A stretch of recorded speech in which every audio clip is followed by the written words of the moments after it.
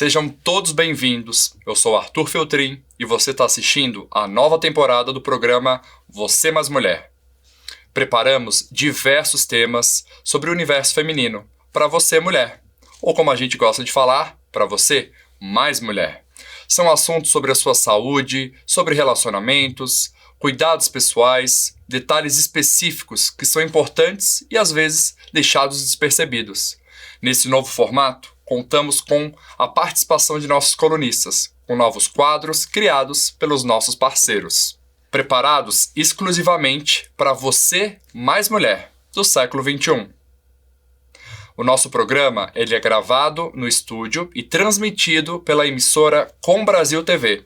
E você pode assistir a nossa programação nos canais Oi, pelo canal 28, Vivo Fibra, pelo canal 239, Nossa TV, canal 20, Sky, pelo canal 28, Claro ou Embratel, pelo canal 3 e também no canal digital, pelo 53.2. Ou se você preferir, encontre o nosso episódio na íntegra lá no nosso canal no YouTube. É só digitar o nome do programa Você Mais Mulher que você vai encontrar. E no programa desse domingo, a gente tem uma super entrevista com a modelo, a influenciadora Juliana Isen. A entrevista tá imperdível. O programa Você Mais Mulher começa agora. Fique com a gente.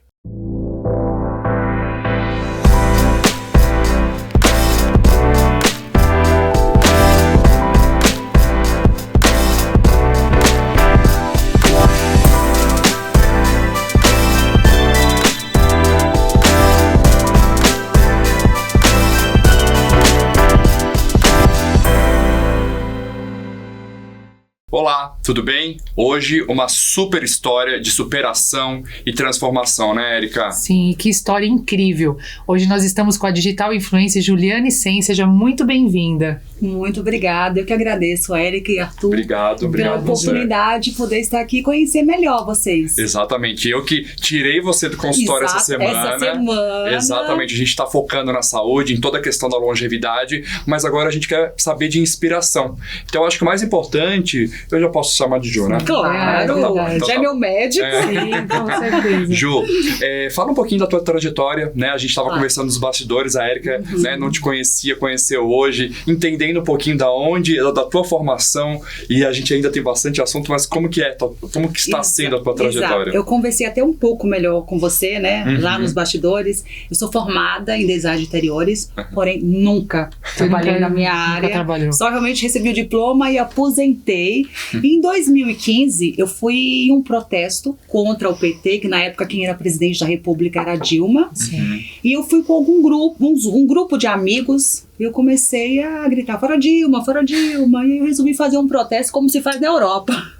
Tirei a camiseta e fiquei com os mamilos literalmente de fora. Foi nesse momento que veio todos os flashes. No dia seguinte estava com milhares de seguidores, viralizou. Aí começou a tua trajetória. Meme. Fui convidada para uma revista de muito peso aqui na época, em 2015, que era a revista Sexy. Fiz 2 capas da revista, depois fiz Playboy, fui parar no Big Brother de Portugal. E me mantenho na mídia como digital influencer até hoje, graças a Deus. Mas e essa mudança pra você, como que foi? Então, não tinha nada programado. Sim. Então foi uma mudança assim repentina, mas uma mudança muito prazerosa, porque eu conheci muita gente bacana, comprei meu primeiro apartamento, então foi tudo muito benéfico até hoje. Óbvio que tem críticas, né? A gente até conversou isso anteriormente. Tem muitas críticas, tem muitos haters, mas eu acho que eu sei lidar muito bem com isso. Eu acho que anos de terapia me fizeram ter esse entendimento. Né? E tem a própria questão da maturidade, né, Exato, Ju? Eu acho que assim, entender esse processo, ter essa lição de autoconhecimento e transformar isso em exemplo, eu acho que isso que é o mais significativo, né? E a maturidade nos traz isso, né? Hoje eu vejo assim, o brasileiro principalmente, né? Ele tem uma questão, né, Érica, de curiosidade, né? Eu vejo assim em rede social, principalmente com a questão do reality show. Como é que foi esse convite para você, né, em um outro país, uma outra estrutura, querendo ou não, até uma outra cultura? Conta pra gente como é que foi essa evolução. A priori eles queriam uma pessoa polêmica. Eu acho que pelo fato de tudo que tinha sucedido comigo aqui na mídia. O Cacau Oliver, que é meu assessor desde 2015 até hoje, eu me mantenho com ele. Ele mostrou a minha ficha técnica toda, digamos assim, ele falou, não, é essa a pessoa certa. Quando eu cheguei na casa lá, já tinha 3 dias que o programa já tinha começado. Eu caí literalmente de paraquedas lá. Eu era a única brasileira, todos eram portugueses, eram 20, lá tem muito mais candidatos, né? Do que aqui no Brasil. Não me recordo quantos são aqui no Brasil, mas lá eram 26, então... Pra eu chegar lá, a brasileira, eu sofri muito preconceito. Chegando depois.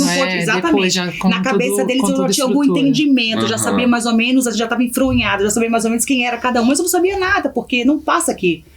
No Brasil. Então, eu caí literalmente de paraquedas, mas foi tudo, surtiu muito, tudo muito perfeito pra mim. Eu tirei 3º lugar, me mantive 3 meses lá. Fui convidada no ano seguinte novamente, porque como eles me acharam que eu era uma pessoa muito polêmica, eles queriam dar um boom na casa, porque a casa estava muito parada. Então, eu entrei como convidada, fiquei 1 semana lá.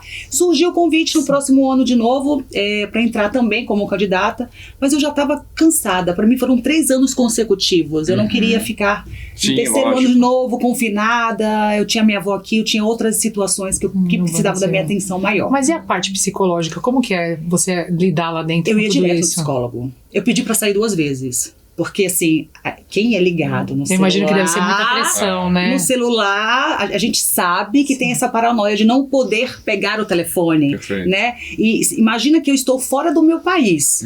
Onde, se eu estivesse aqui no Brasil, ok, qualquer notícia, acho que vai ser muito mais ágil. Então, eu estou fora do meu país, sem meu celular. Então, isso machucava muito o meu psicológico. Não sabe o que tá acontecendo, né? Cultura diferente, hábitos diferentes. O preconceito que a priori eu passei pelo fato de é uma brasileira que está tomando o lugar de um português que possivelmente podia estar aqui, né? Então, infelizmente, existe esse preconceito também contra a mulher brasileira. Nossa, eu imagino. Existe esse preconceito, né? Então, assim, foi tudo muito difícil para mim no início, mas depois eu acho que as coisas foram de uma maneira tão natural, as pessoas foram me conhecendo com mais afinco e foram simpatizando comigo. Maravilha, maravilha. Ju, tem papo, né, Érica, para mais de mais blocos, mais programas. Mas a gente volta daqui a pouquinho. No próximo bloco tem mais Ju e algumas perguntinhas que a gente quer fazer para ela. Perfeito. Até daqui a pouco. Até daqui a pouco.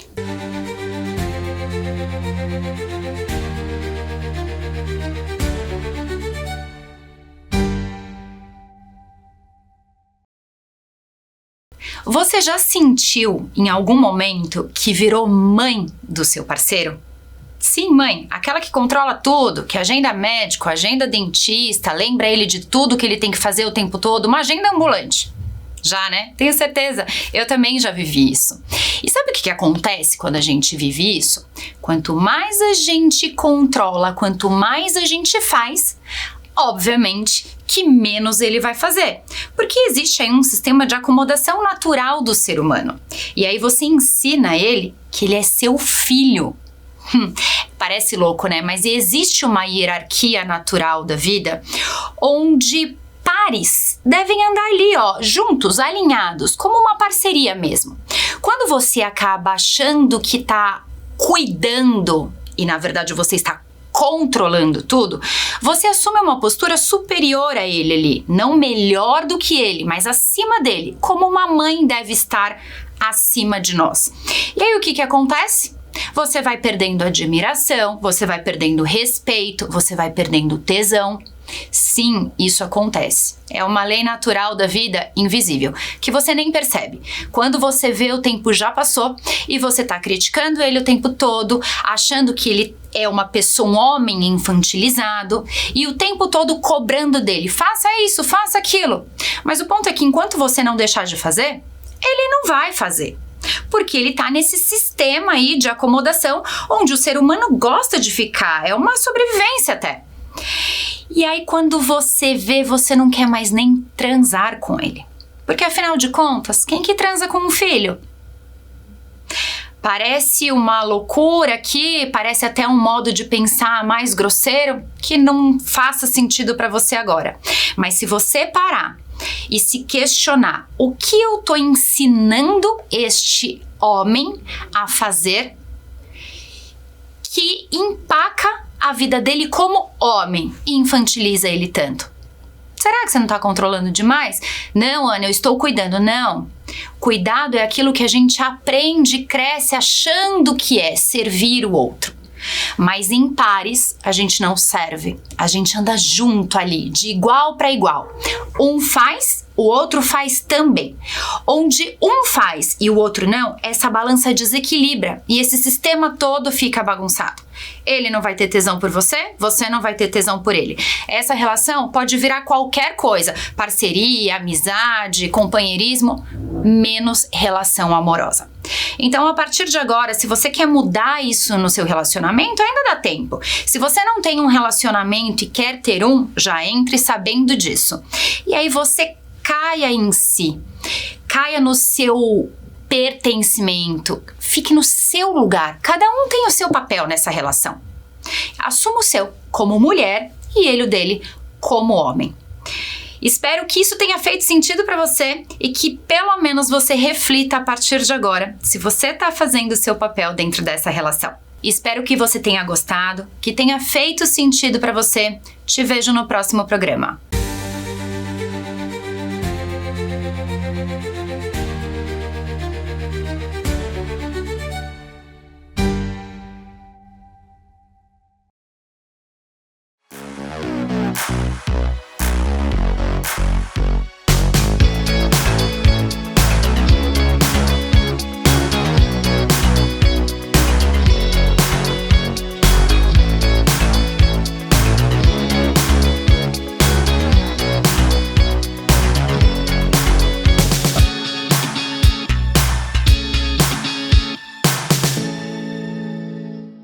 E chegou o meu quadro preferido aqui do programa, Uma Consulta para Você, onde nesse programa, nesse quadro, nessa consulta de hoje, eu vou falar de um suplemento especial que você tem que entender o benefício para colocar na sua rotina.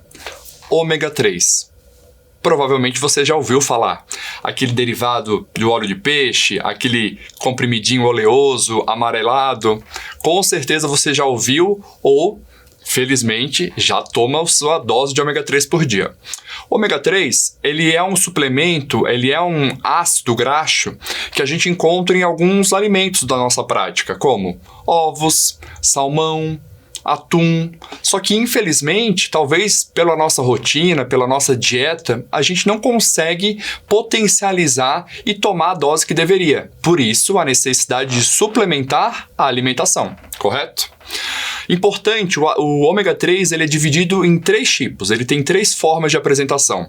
Agora vem o nome científico aí que é mais a nível de curiosidade. O ácido linolênico, o DHA e o EPA. Na prática, a gente tem que entender esses 2 tipos, EPA e DHA.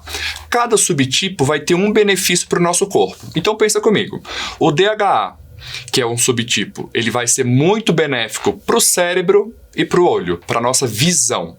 E o EPA, ele é muito benéfico para o coração, ele reduz colesterol, reduz triglicerídeos, excelente, mas assim, muito bom anti-inflamatório, né? Então, para pacientes que têm doenças inflamatórias crônicas, e também melhora a nossa saúde intestinal. E olha que bacana, os estudos que eu trouxe aqui para vocês são bem relevantes porque mesmo o ômega 3 não sendo uma proteína, né, como eu falei, ele é um derivado de ácido graxo, os estudos já mostram que tomar o ômega 3 de forma contínua melhora a massa magra do nosso paciente. Quem aqui não quer ter mais músculo, né? Então, pensar nessa possibilidade. Olha que bacana, a própria Sociedade Americana de Cardiologia, que é uma das sociedades mais científicas, mais, né, a gente brinca na prática, mais chatas, mais corretas, já fala do benefício desse suplemento. Então, vamos pensar com carinho em tratar a nossa saúde com leveza, com responsabilidade e de forma natural? Então, a implementação, a adição de um ômega 3 na sua rotina, na sua prática, vai fazer muito sentido para todos esses benefícios. Cérebro, coração, anti-inflamatório, né, intestino, como eu acabei de falar. Que dose eu devo tomar? Doutor, eu nunca sei que dose eu tomo, porque às vezes eu tomo um comprimido, eu fico com aquele hálito de peixe, me incomoda ao longo do dia. Então vamos pensar. A própria Sociedade Americana, como eu disse anteriormente, recomenda e orienta a gente colocar pelo menos 2 gramas de ômega 3. E de preferência na associação, onde a gente tenha tanto EPA quanto DHA, que são os 2 tipos que a gente mais encontra na prática. Então vamos pensar o seguinte, quanto mais concentrado a minha cápsula do ômega 3 for, menos cápsulas eu tenho que tomar ao longo do dia, correto? Para dar 2 gramas, eu tomo menos cápsulas e acabo tendo menos efeito colateral, aquele hálito de peixe. Às vezes o paciente tem aquela eructação, arroto ao longo do dia que pode incomodar e fazer com que ele pare de tomar um suplemento tão bom, tá? Então isso é super importante. Quando devo tomar? Como ele é uma cápsula gelatinosa, né, aquele oleosa, é sempre importante a gente recomendar a tomada, a prescrição, perto de alguma refeição, perto do café, perto do almoço, perto do jantar. O que eu, Arthur, faço na prática? O que eu prescrevo para o meu paciente? Geralmente tomar perto do café da manhã. Se o paciente vai tomar à noite, vai tomar no jantar, às vezes aquela questão, né, do hálito, de deitar, de ter um pouquinho de refluxo, pode atrapalhar esse processo. Então, tomar pela manhã, perto do seu café, vai facilitar. Uma coisa que é muito, mas muito importante vocês entenderem.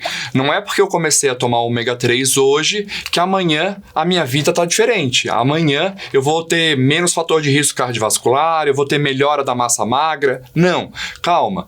É um suplemento que a gente tem que utilizar médio, longo prazo, provavelmente ao longo da sua vida, para entender todo esse processo e os benefícios que ele vai trazer.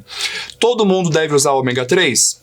Calma lá. A gente também tem algumas situações que o seu médico tem que ser avaliado e tem que ser procurado.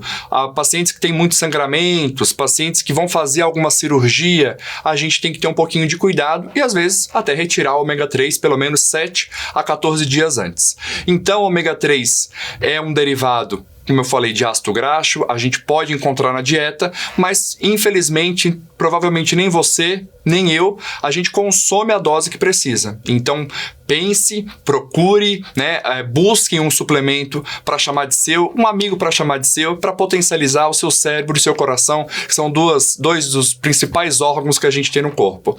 O papo hoje foi sobre ômega 3. Eu espero que essas breves informações aqui, tanto científicas quanto de dia a dia, tenha sido relevante para você. E esse foi mais um quadro, uma consulta para você. Semana que vem tem mais e eu quero saber todo o feedback de vocês aí em rede social, o que vocês querem ouvir nas próximas consultas, até porque esse consultório, esse quadro foi feito para tirar a sua dúvida aí de casa.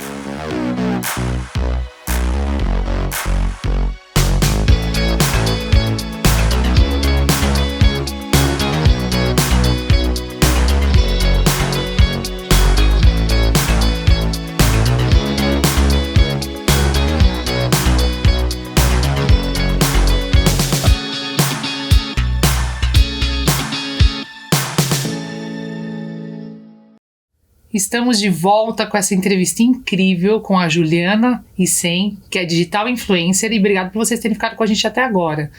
E nós estávamos aqui nos bastidores, né, Arthur, falando sobre a história de transformação da Juliana e ela ter saído dessa zona de conforto. Conta pra gente, fala mais um pouquinho. Exatamente, até porque assim, né, Érica, a questão da zona de conforto para a mulher hoje em dia, século XXI, ainda sofrendo uma série de ações machistas. Sim, de preconceito. Como que uma mulher consegue hoje, em rede social, você sendo super bem visualizada, sair da tua zona de conforto em momentos de dor e dificuldade?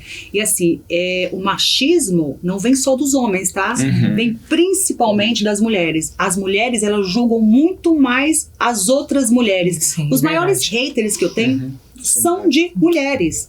E falar de sair da zona de conforto, muito interessante, porque eu acabei recentemente, eu saí da minha zona de conforto, eu saí do Brasil, fui para o México, uma viagem espetacular, que era para ser, até dia 31, foi uma viagem espetacular, até ter sucedido a mordida pelo cachorro que eu sofri, o cachorro Akita, eu vi, achei bonitinho, que era do filme Richard Gere, lembra? Sempre ao seu lado, sim, eu falei, verdade. que coisa linda, vou lá brincar com ele. Nesse inteirinho que eu fui ao banheiro, passei lá, o cachorro simplesmente estraçalhou o meu nariz.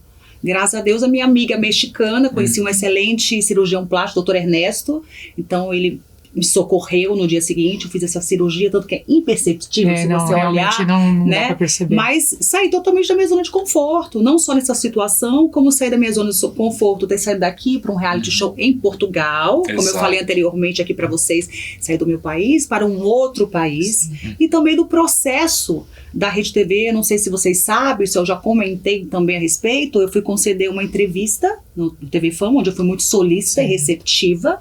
Eles pediram para eu agachar, a Léo Áquila estava ao meu lado, o Nelson e a Flávia Noronha falaram, Ju, abaixa, agacha, agacha. Isso eles repetiram 2 vezes, e eu tentando me esquivar, porque eu não queria agachar. Você não queria, porque é uma situação fui solícita, delicada. me agachei, até brinquei, se a Léo Áquila se agachar, eu também vou me agachar. Aí viramos, de costas, tem até essa gravação, se vocês olharem depois todo o teor da entrevista. Eu virei de costas, agachei, o câmera veio de baixo pra cima e expôs... né? Literalmente tudo. Então, nesse momento, foi uma zona de conforto que eu saí também. Tive que colocar... Estava ao vivo. Não existe um script. É uma coisa ali, vai lá, toma cá. Você sabe como são, vocês são apresentadores, estão acostumados a interagir dessa forma, essa situação. Então, assim, eu acho que foi o pior momento, o momento mais crítico da minha vida. E essa é a pergunta. Como transformar uma dor, uma situação ruim, às vezes um preconceito, seja aqui ou fora do Brasil, em sabedoria, maturidade e assim, bater no peito e falar, agora vai, agora eu vou evoluir. Foi difícil pra mim no primeiro momento, fiz terapia, faço terapia até hoje, não só por este momento, mas por outros momentos. Acho que todo mundo na vida precisa de terapia, né? Sim. Pra você ter mais entendimento na vida. Aquilo que a gente falou, como é sofrer haters, é você entender e saber que nem todos vão gostar do que você gosta. Não seria do azul se todos gostassem do branco. Então nem todo mundo vai gostar do que você faz e às vezes as pessoas até têm vontade de fazer o que você faz, mas não fazem, né? E criticam por não fazerem. Mas eu acho que você tem que levar tudo de letra, você tem que ter sabedoria e pronto. E a gente entende que o problema, é a pessoa, não é sobre você, é sobre a pessoa. Você não... E deixa eu te fazer uma pergunta, assim, cada vez mais a gente, até pela televisão, né, ganha autoridade, ganha presença. Claro que eu não chego nos 2 milhões de seguidores que você tem. O que é influenciar para você? Influenciar é você mostrar para as pessoas o seu dia a dia. O que é o meu dia a dia? O meu dia a dia é acordar, é brincar com a minha avó, é brincar com o meu cachorro, é falar de beleza, de estética, é fazer procedimentos. Eu vejo que as pessoas cada vez mais elas amam isso. Elas e quando eu deixo de fazer isso, mostrar a minha avó, eles até sabem o nome do cachorro. Quando eu deixo de mostrar a minha avó, quando eu deixo de mostrar o Miguel, quando eu deixo de mostrar o meu dia a dia, eles questionam, por que você deixou de mostrar? Eu me inspiro em você, eu faço esses procedimentos por causa de você. Então, eu acho que o influenciador, ele influencia vida de pessoas. E qual que é o papel, se tiver essa palavra, o papel negativo de influenciar e tá quase 100% do tempo na rede social, mostrando, perdendo, querendo ou não, até a sua individualidade, né, a sua intimidade. Qual que seria o maior desafio, né? Porque a partir do momento que você se torna uma pessoa pública, a sua vida tá ali, tá exposta. Vai todo mundo falar. Tem gente que vai te amar pelo mesmo motivo e tem pessoas que vão te odiar pelos mesmos também. A gente vai aprendendo a lidar, né, com essa situação. É você saber, você falou tudo agora, é você saber lidar com qualquer tipo de situação. Perfeito. Bom, Érica, tem mais papo pro próximo bloco, tá, Ju? Segura um pouquinho e daqui a pouco a gente volta com o último trecho, a última parte da entrevista com a Ju. Daqui a pouco a gente volta. Até daqui a pouquinho. Até daqui a pouquinho.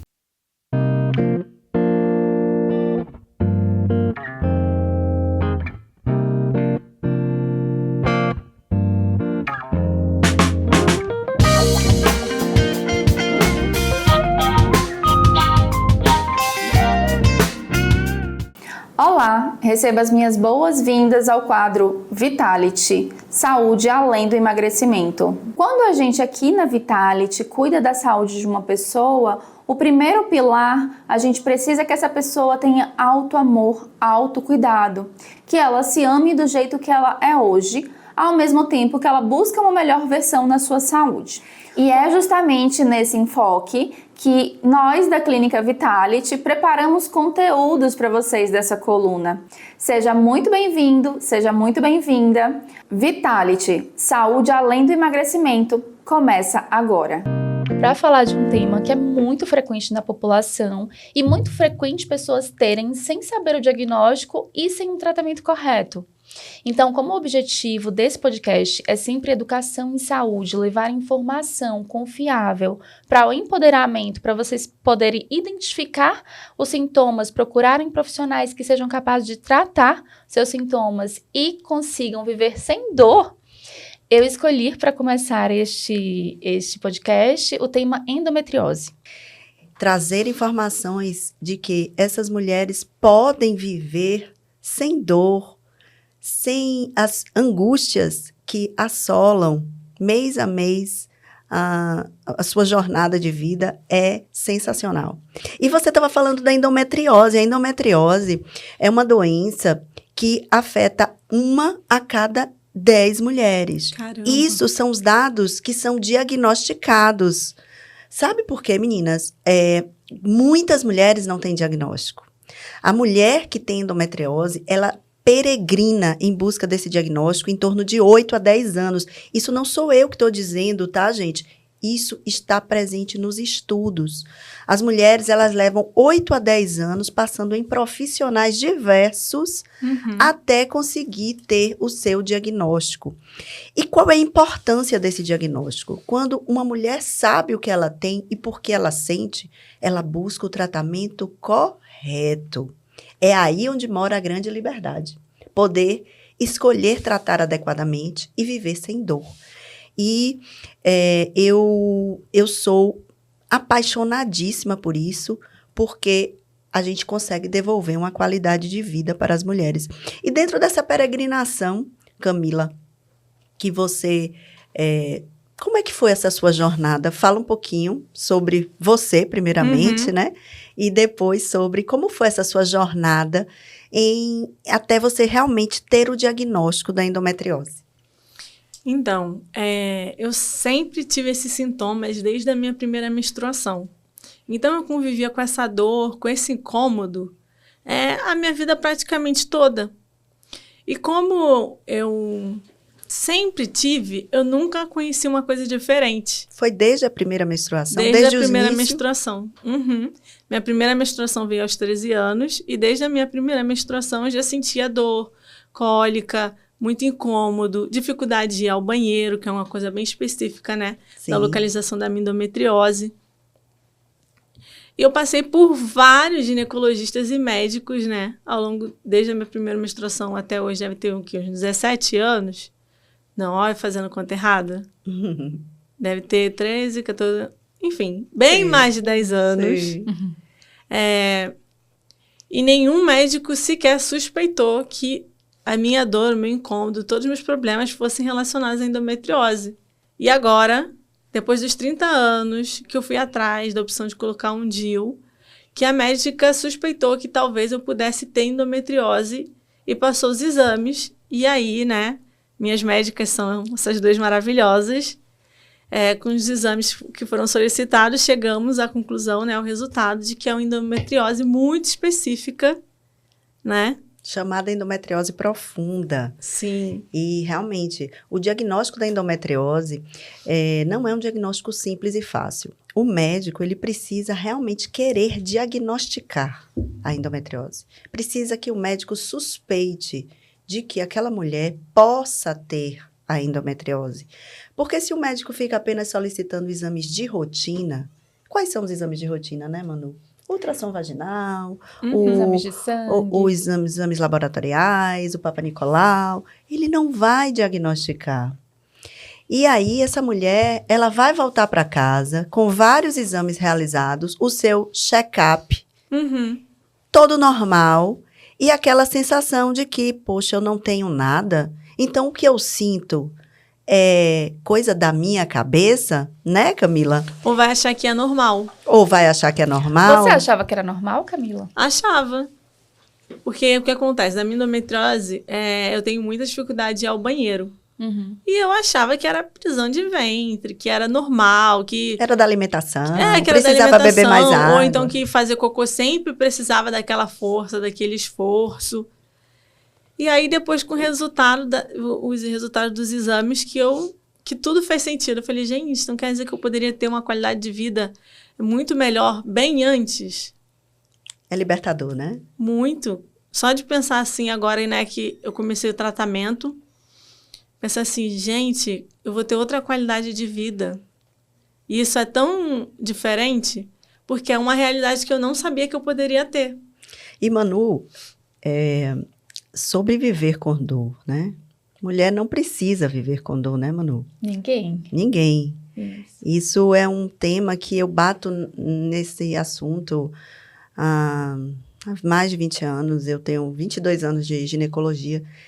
E a mulher, ela não precisa viver com dor, mas nós, mulheres, somos culturalmente, né, Manu? Preparadas para né? segurar a dor e fingir normalidade. Fingir normalidade. Aliás, suportamos muito mais do que a dor da cólica menstrual, passamos pela dor do parto, passamos Sim. pela dor da iniciação sexual, porque apesar de ser algo prazeroso, é algo que é tenso para a mulher, porque a mulher não tem conhecimento sobre sua sexualidade, ela acredita que vai doer, ela fica tão tensa que vai doer. Então, olha quantas dores nós somos culturalmente educadas para passar. Você passou por isso, Manu? Assim, de mãe, avó, dizer que é normal ter cólica, é assim mesmo? Então, era um tema muito tabu lá na minha... A gente não precisava dizer, era como se tivesse tudo subentendido. Sim. Então, eu sou de 81, então já tenho bastante tempo de outra geração, né? Sim, somos. Somos 40 mais. E naquela época não se conversava muito. Falava, não tem dor. É normal. É isso mesmo. Toma um Mas- remedinho, né? Mas no meu caso, eu não tinha uma dor exagerada, porque eu não tenho diagnóstico de endometriose. Sim. Então, a minha era ok. Mas não é um assunto que se conversava normalmente entre as mulheres da família, não. Sim. Sexualidade, essa parte.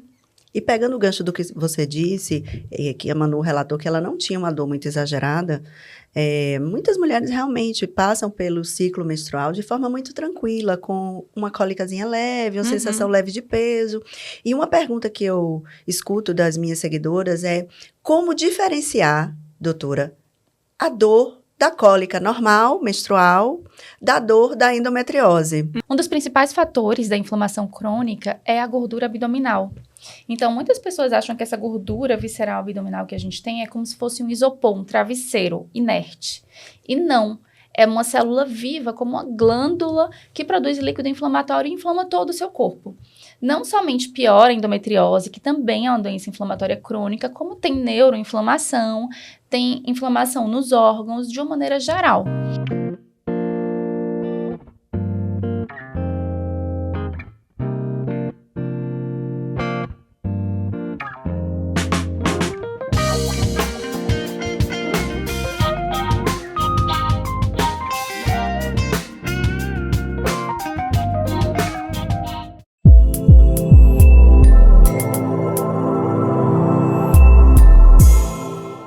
Você já se esqueceu de onde guardou a chave de casa? Onde colocou a sua própria carteira? Você repete muito a mesma coisa que você mesma já disse. Será que esses esquecimentos estão ficando muito fortes, muito frequentes? Será que isso pode ser doença de Alzheimer?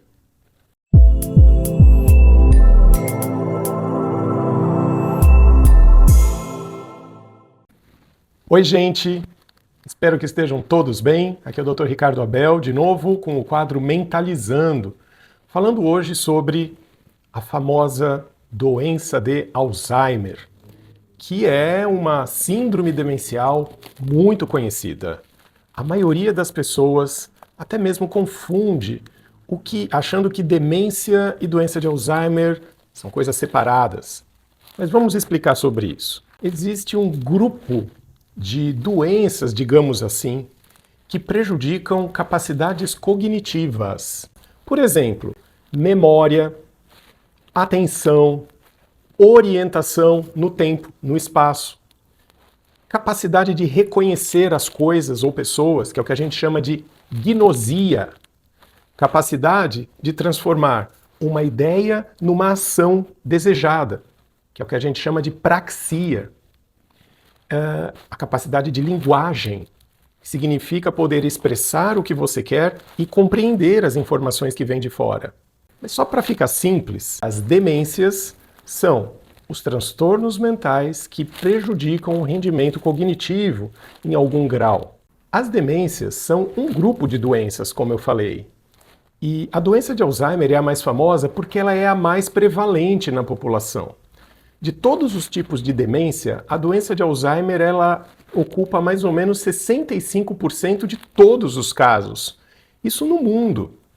Então, é por isso que as pessoas acham que qualquer demência é doença de Alzheimer. Mas não é verdade. Existem outros subtipos, como demência vascular, demência por corpos de Levy, demência frontotemporal e ainda outras mais raras, aí realmente muito mais raras, que eu não vou entrar em detalhe. Mas voltando para a doença de Alzheimer, ela é um tipo de síndrome demencial que é progressiva, isto é, os sintomas dela, uma vez iniciados, eles vão piorando com o tempo, infelizmente. Como muita gente já ouviu falar, o principal sintoma mais famoso da doença de Alzheimer é o esquecimento. São as falhas de memória recente, isto é, as informações recentemente adquiridas pela pessoa não se fixam mais na cabeça. A pessoa esquece com facilidade informações novas. Por exemplo, um recado que é dado para ela, ou onde ela coloca mesmo um objeto, uma coisa. Ou ela não sabe se ela falou um determinado assunto e daí ela fala de novo, porque ela não reteve na memória aquela informação de que ela já disse. E, portanto, ela vai perdendo capacidades aos poucos, a autonomia dela vai se prejudicando. Com o passar do tempo, eu estou falando de meses ou até anos, outras capacidades cognitivas vão se prejudicando na doença de Alzheimer, não apenas a memória. Por exemplo, a orientação no tempo, no espaço. A pessoa se confunde de qual é a data, quando é, que horas são, se é de manhã ou de tarde. Ela vai ficando um pouquinho atrapalhada em relação a isso. E desorientação no espaço também. Ela sai na rua, ela é capaz de se perder. Não sabe mais se tem que virar para a direita ou para a esquerda, mesmo que ela esteja no mesmo bairro habitual onde ela já mora há anos. E conforme a doença vai avançando mais no tempo, a pessoa vai podendo ter desconhecimentos de objetos, confundindo coisas, e pessoas conhecidas começam a ficar turvas na memória dela. Ela pode chamar as pessoas por nomes trocados, ou até mesmo achar que uma pessoa é outra. E na prática, pode-se verificar que a pessoa vai ficando um pouquinho mais atrapalhada na realização de tarefas instrumentais da vida diária. Olha que nome complicado que eu falei. Isso quer dizer que são aquelas atividades mais complexas, que exigem mais etapas, mais informação. Por exemplo, pagar contas, ir ao banco, realizar o preparo de alimentos, né, que são aquelas receitas com muitas etapas, por exemplo, administração financeira da casa, administração de medicações e doses, tudo que é um pouquinho mais complexo, a pessoa se perde muito, mas ela ainda preserva capacidades mais simples do dia a dia. Por exemplo, cuidados com a própria higiene, trocar de roupa, alimentar-se, deslocar-se de um lugar para o outro sozinha, consegue controlar suas necessidades fisiológicas, indo ao banheiro adequadamente. Porém, se a doença continua avançando, até mesmo essas habilidades mais básicas do dia a dia podem ser atingidas e a pessoa vai ficando muito mais dependente. Esse é um grande marcador do estágio da doença de Alzheimer. O tamanho da dependência que a pessoa tem no auxílio de outras pessoas, de outros familiares. A gente sabe que a doença de Alzheimer pode ser classificada em fase leve, que é uma fase inicial, uma fase intermediária e uma fase avançada. Na fase avançada, a pessoa já é totalmente dependente de cuidados de terceiros. Bom, mas aí o que fazer? Algumas pessoas já sabem aí em casa que doença de Alzheimer ainda não tem cura definitiva. E não tem mesmo. Ainda não. Quem sabe um dia. Mas tem tratamento. E o tratamento é muito interessante porque ele consegue retardar essa piora cognitiva toda. Ele consegue colocar um pé no freio da doença E embora a pessoa não consiga melhorar com os tratamentos atualmente disponíveis, ela não volta a ter habilidades que ela já perdeu, isso é verdade, mas o tratamento tenta estagnar a doença o quanto possível. Haverá pioras, mas não no mesmo ritmo do que se ela não estivesse se tratando. Sempre vale a pena fazer o tratamento. O tratamento retarda as pioras e prolonga anos de boa qualidade de vida para o paciente e para a família, que convive e cuida daquela pessoa. Portanto, na dúvida, fale com o médico habilitado. Normalmente, quem cuida de doença de Alzheimer pode ser o médico psiquiatra, o médico neurologista, eventualmente o médico geriatra também. Quanto mais cedo esse diagnóstico é feito, quanto antes o medicamento é iniciado. Isso é fundamental, porque o medicamento vai conseguir manter a pessoa naquele estado que ainda não piorou tanto. Portanto, o tratamento precoce é muito importante, é muito valoroso. Ok? Então, gente, é um tema muito mais extenso do que isso, mas eu espero ter trazido uma luz no assunto, sempre para lembrar que mesmo para doenças que a gente não consegue curar, existe o que pode ser feito. Tá bom? Até a próxima então, gente. Um grande abraço e fiquem bem.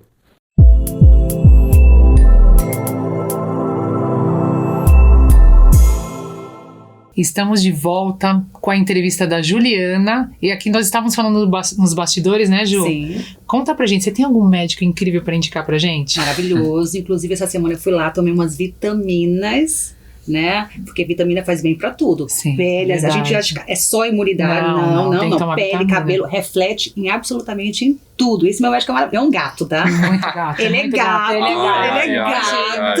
Então me conta.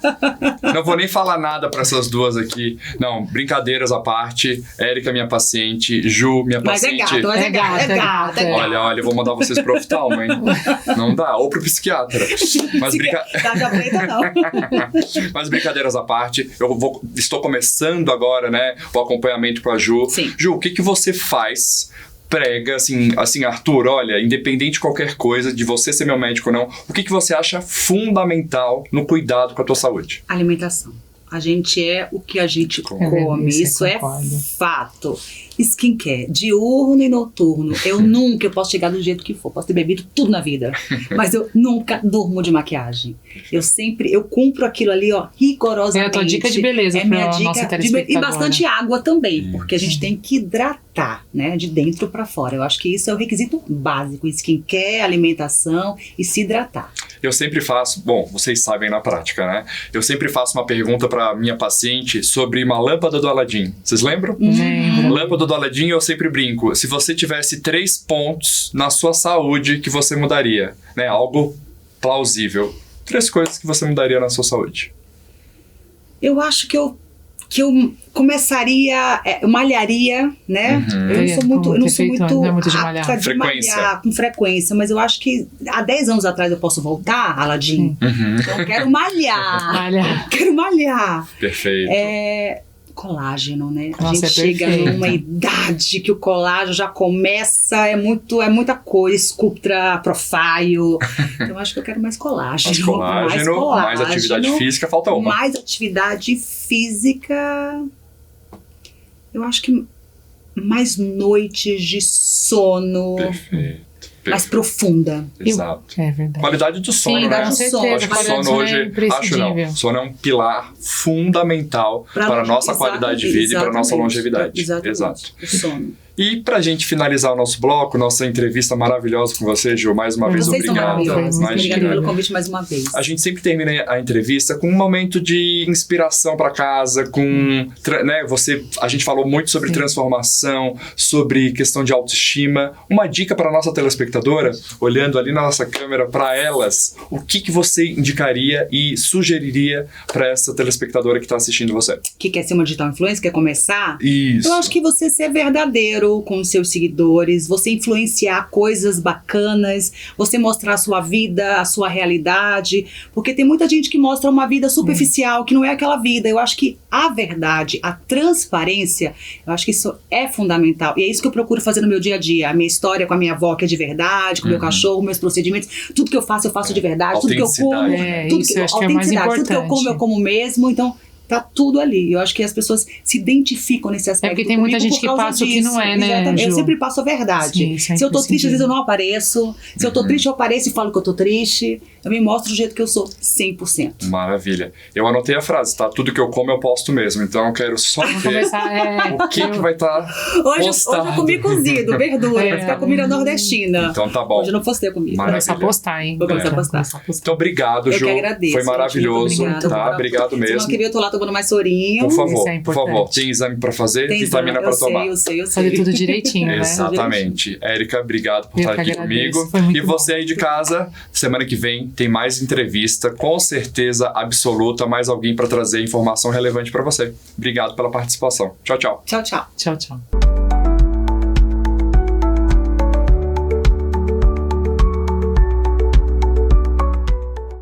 Olá, pessoal! Sejam muito bem-vindos a mais um A Vida com Cabala. Porque, na verdade, gente, o que a gente faz aqui é um momento onde juntos a gente começa a refletir sobre a nossa vida. Porque, na verdade, vocês já sabem, o meu lema é esse, e eu aprendi isso com os cabalistas. Nós viemos para esse mundo para sermos felizes. E se a gente não está se sentindo totalmente feliz, é porque a gente está deixando de fazer algo. Eu não vou nem falar que a gente está fazendo algo errado, porque sabe o que eu percebi? Falando com todas as pessoas que eu converso, e até comigo mesma, né? Na verdade, a gente nunca quer errar. Todo mundo acha que está fazendo o seu melhor. Ninguém fica aqui pensando, agora eu quero prejudicar essa pessoa. Não, na verdade a gente pensa do nosso jeito e a gente acha que 7 bilhões de pessoas deveriam concordar com a gente. Esse é o ponto-chave. Então, nesse momento, gente, que a gente está junto, domingo, é um dia da gente relaxar, é exatamente esse momento que eu quero trazer para vocês. É um momento de reflexão interior. Puxa, como é que tá a minha vida? O que eu gostaria que estivesse melhor na minha vida? E essa é uma pergunta que a gente precisa se fazer sempre, gente. Porque se eu não conseguir enxergar aquilo que eu quero melhorar na minha vida, isso nunca vai melhorar. A gente tem costume de falar, se Deus quiser, amanhã vai ser diferente. E aquelas coisas que a gente fala. Mas, gente, eu preciso falar para você uma coisa. Deus sempre quer. Deus não tá cansado, Deus não ficou esperando, não tirou férias, foi pra praia. Nada disso. Deus tá sempre aqui. Mas o que a gente quer? A gente quer perceber que talvez exista alguma coisa na minha vida que eu não tô sabendo lidar, que eu não sei como abordar na minha vida. Então, para eu conseguir mudar algo, eu preciso também perceber aquilo que eu quero mudar. Então, é muito comum na nossa vida a gente agir no piloto automático. O que significa piloto automático? Gente, piloto automático são aquelas respostas que a gente já sabe, aquelas que já estão aqui no nosso cérebro e a gente não precisa procurar para responder. Na Cabala, a gente chama isso de sistema reativo, lembra? A gente terminou semana passada falando desse sistema. Então, esse sistema é esse hábito que a gente tem de responder à vida. Então, olha só, eu estou falando assim, responder. A minha resposta normalmente é automática. Se alguém falar alguma coisa que eu concordo, tá tudo certo. Se alguém falar alguma coisa que eu discordo, eu já tenho aqui na minha mente a resposta pronta. Esse é o sistema que é o sistema do ser humano, gente. Isso é espiritual. Algumas pessoas, como a gente chama, que tem o pavio mais curto, elas têm esse sistema de resposta numa velocidade muito grande. Aquelas pessoas mais tranquilas, elas têm um sistema de resposta um pouquinho mais suave, vamos dizer assim. Mas isso não muda o sistema, porque vocês já perceberam que a gente sempre responde da mesma forma? A gente baseia a nossa vida por aquilo que está acontecendo, aquilo que eu estou vendo, aquilo que as pessoas me falam, aquilo que me agrada e aquilo que me desagrada. E a gente vai vivendo a vida nesse sistema. E esse sistema, gente, ele não é criativo. Ele não traz mudanças para a nossa vida. Por quê? Porque ele é um sistema conhecido. E aí, inevitavelmente, como nós, como pessoas, somos diferentes, cada uma das pessoas que ouvir a minha resposta vai interpretar de uma forma diferente. E cada pessoa que falar comigo, olha só o segredo, dependendo do meu estado de humor, ou de tranquilidade, ou de serenidade, ou de amor, que é isso que a gente é composto, eu vou responder de uma certa maneira. Então eu vejo assim, às vezes minha filha me liga, minha filha é do signo de Áries, e Áries assim, eles querem resolver tudo na hora. E ela me liga, ela começa a falar comigo e tal, e aí, puxa, eu não tô muito tão ligada, aí eu dou uma resposta um pouquinho diferente, ela já fala pra mim, ai mãe, o que tem? Você tá nervosa? Você tá assim? Você tá assada? E na verdade, por que isso acontece? Porque cada um de nós, quando a gente fala com uma pessoa, a gente já tem uma percepção do que aquela pessoa deve dizer pra gente. E aí, como é que a gente vai vivendo a vida? A gente vai vivendo a vida sem entender as relações que a gente tem com as outras pessoas. Puxa, aquela pessoa me respondeu mal. Puxa, aquela pessoa não me entendeu. Puxa, por que será que isso aconteceu? Então, assim, a parte mais importante, gente, da nossa vida, e eu não vou cansar de falar isso para vocês, é como a gente olha para a nossa vida. É olhar o nosso comportamento, como é que eu me comporto? Eu tô realmente muito ligada nesse sistema de resposta externo? Eu quero que vocês pensem até a próxima semana sobre isso. Semana que vem falamos mais.